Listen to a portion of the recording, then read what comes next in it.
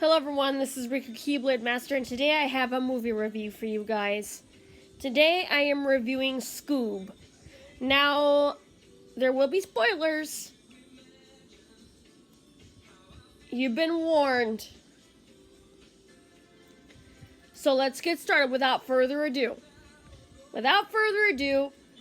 It starts off with Shaggy as a little kid by himself. He is listening to several songs. Like Mr. Lonely. One is the loneliest number that you'll ever do. And then he's listening to a podcast telling him that he needs to go out and make friends. And you see these two girls wearing shirts that look like, two sections of a heart. It's so cute. But anyway, then he goes to the beach. He makes these two little sand sculptures named Sandy and Shelly. Then, behind the scenes, we got Scooby-Doo trying to do a roll around on a friggin' gyro, of all things. Then a cop calls it a Grand Theft gyro, starts chasing them. Then they end up on the beach. And the cop is like, "This mangy stray has done enough damage for today. He's coming with me." Does this dog have a middle name, first name? Is he yours? And then Shaggy's like, "Yeah, he's mine. He's totally my dog if you want to be." And Scooby says, "Yes." And then, they go about the names. And then eventually Scooby-Dooby-Doo shows up. And then the cop is like, "Well, okay, there's no punishment for damages or theft if the dog has a middle name. I don't like it, but them's the laws." So anyway, they start hanging out. Then Halloween rolls around. And of course, Daphne's dressed as a knight. Fred's dressed as a knight, sorry. Daphne is dressed as what appears to be Wonder Woman. And Velma is dressed as none other than the Supreme Court Justice Ruth Bader Ginsburg. And I have talked about her several times before. But anyway, Ruth Bader Ginsburg aside. So anyway, these kids beforehand on a skateboard steal Scooby and Shaggy's candy and throw it into a haunted house. Then they go in with Daphne, Fred, and Velma to get the candy back. Then they prove the house is not haunted and that guy basically had the world's smallest Walmart on his hands. And Scooby and Shaggy eventually is like, "Okay, you know what? This whole mystery solving thing, it's cool. It's cool. We good. We Gucci." And then all of a sudden, they start doing it. And then they get older. They find a sponsor, none other than Simon Cowell. Jesus Christ. And the guy is ruthless towards Scooby and Shaggy. He's like, "You two are terrible." Because they start singing that In the Shallow or whatever. By Rihanna and oh my god, I'm blanking on the guy's name. You guys know who I'm talking about. If you guys could tell me in the comments, that would be wonderful. I am so blanking on his name. But anyway,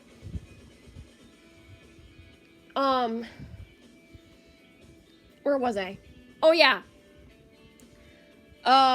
Simon basically telling them, the compliments of the gang. And then Simon basically, when he looks at Scooby and Shaggy, he disses them. Then Shaggy's like, "Okay, you know what? We don't need this." Ouch. "Come on, Scooby, let's bounce. We don't need this." So then they go to the bowling alley. Sorry about that. I don't know what the heck is going on with my nose. Yeah, so then they go to the bowling alley. Then they start to encounter these robotic shape-shifting creatures that could shape-shift into basically anything. And then, lo and behold, that's where the Blue Falcon comes into play. They get beamed up by a blue light, and lo and behold, it's Blue Falcon. But not the original Blue Falcon. It's Blue Falcon's son. the original Dynamite, no less, but, I mean, voiced by a new person, which, while we're on the subject of voice direction, I gotta get this out right now. Run of the litter, who said you could be here to voice Shaggy? Come on. Or a guy who sounds really close to Run of the Litter from Chicken Little. You guys know who I'm talking about. Oh my God. Why didn't they give Matthew Lillard his role? And then the whole thing with Zac Efron voicing Fred.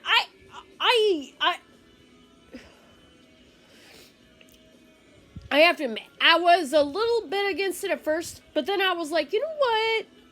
Okay, it's kind of okay with each time I watch it, and then it's like, I can't get over how annoying it is that Frank Welker and Matthew Lillard were not contacted for their respective roles. If someone wants to put the reasons why those two voice actors got changed into the comments section, please let me know.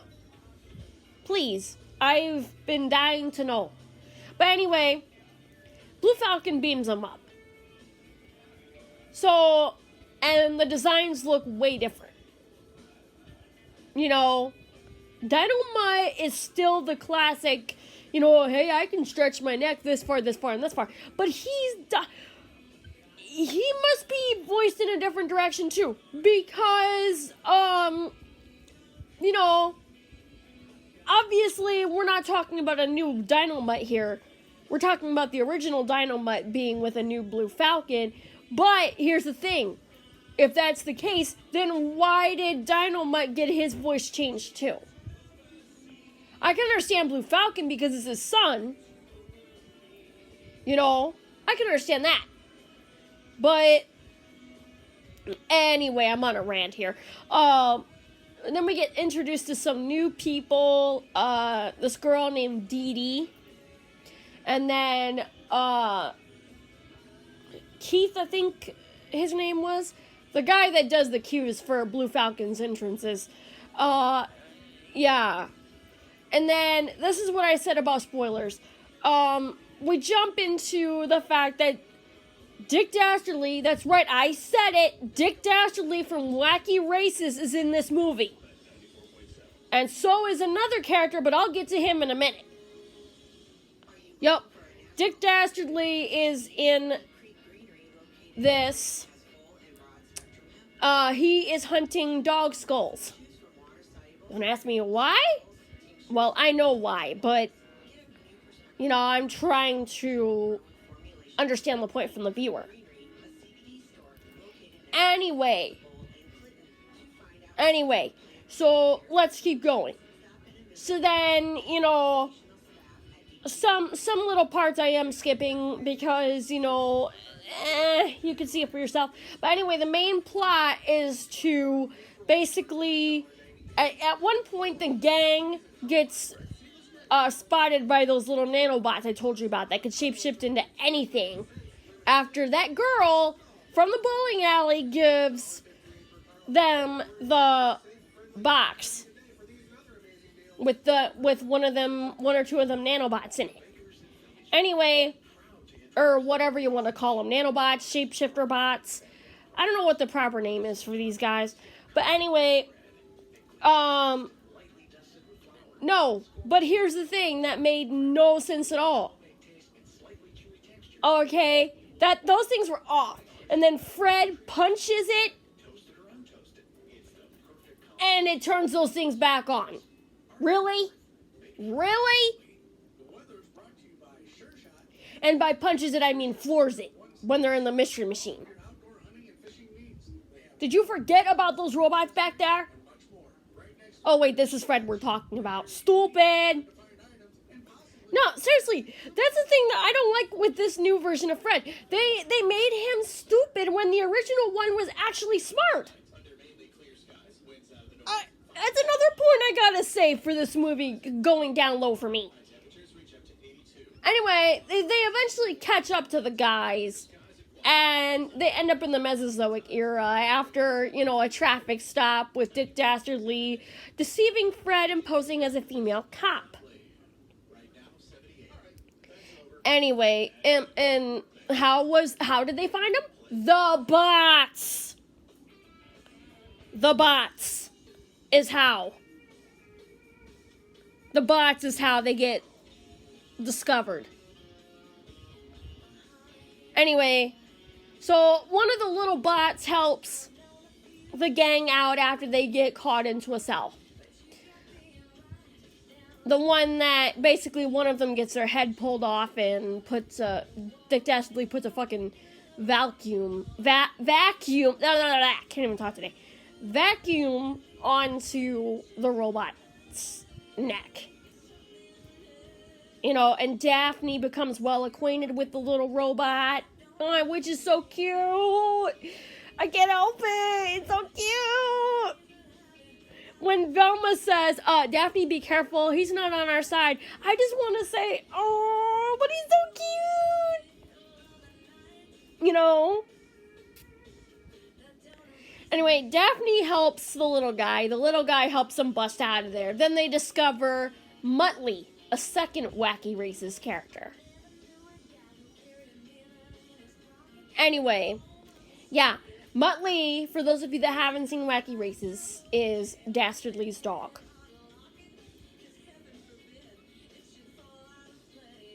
Anyway, so Dastardly tells him, you know what? Yeah, the reason I need Scooby is to rescue Muttley from basically the gates of hell. But he doesn't directly tell him that. He does, but he doesn't. And Velma's like, wait a minute. If you open those gates, and she doesn't even get to finish the sentence. Or Daphne, I mean. Velma or Daphne, whichever one of those two. But anyway, he basically steals Fred and has the other robots take the other two back to the cell. Uses Fred to get at Shaggy and Scooby and the others. In a Mesozoic time period, a Mesozoic era, where we get introduced to, that's right, none other than Captain Caveman himself. I know I'm little, it's a pituitary thing. You know? It's like, okay, man. It's like, okay, we get it. We know why you're little, but you're cute. And who calls a skull a slag hoople, really? I mean, I understand that there's, like, different time periods and different, foreign speaks, but still, a slag hoople's gotta be the funniest word I ever heard for a skull. But anyway, they get into a fight over the skull. Like, bruh, really? And then, Captain Caveman's like, cool wheels, when the Mystery Machine shows up. And he's like, if I knew what wheels were, yeah, you know what wheels are. What happened to the gang you traveled with? Unless this is supposed to be before they met up. But anyway, the movie likes to stick cuss words in there too, apparently. It keeps saying the word dick, because get it? The main villain's name is Dick Dastardly. And then, at one point, Captain Caveman will say, watch out for the pterodactyl droppings. And it sounds like, the next thing he says is, he sounds like he's saying, if he pisses on you, wipe it off, or rub it in, it's just like lotion. It's just funny. But anyway, at the end, basically all hell ends up breaking loose anyway. Want to know why? Because Dastardly manages to open up the gates of hell. But in order to lock it, Scooby or Shaggy has to be at the other end, and Scooby, being the last descendant of Peritas, has to be the one to lock it. Now, Scooby and Shaggy fight over who ends up on the side of hell. Now, Shaggy ends up on the side of hell, but he ends up coming back in a tearful ending. But at the same time, it's I literally thought Shaggy going through the door was the end. But Nope, it got me. It got me, and it always gets me. It always gets me. I swear to God. The movie always gets me. But it's funny how they put Cerberus back to where he came from. It's funny because they use the robots to do it. And basically, they all turn into bowling balls, and boom, there goes Cerberus. Unfortunately, though, Dick Dastardly and Muttley get away with the gold. In between there, though, before that, though, Dick Dastardly does find Muttley, but he thinks he's dead until that flea bag starts laughing, his trademark. I can't even do it very well. Oh, man, can't even do it very well. Anyway, but yeah, liar. Anyway, but yeah, at the end of the movie, Blue Falcon teams up with the robots. And it's funny hearing Muttley talk. He's like, rats are present, stupid robots. It's so funny. And they all have a DJ moment after Shaggy gets kicked out of the gates of hell from Cerberus. But yeah, I may have missed a few key details here and there.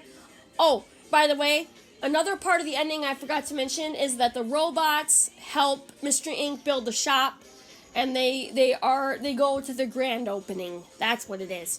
That's why they're DJing. That's why Blue Falcon is DJing, because it's their grand opening of the Mystery Inc. shop, and they get their first call. Something about a ghost pirate and a tuna hassler or something. I can't remember. But anyway, guys, this has been my Scoob review. Let me know what you guys think in the comments section. If any of you guys have any of the answers to the questions I have asked. And by the way, in the end, yeah, Simon Cowell was wrong about friendship not saving the day. At first he says that he's right, and then Scooby and Shaggy get into a big fight while they're in the Blue Falcon ship. That's one thing I forgot to throw in. But anyway, yeah. Let me know what you guys think in the comments.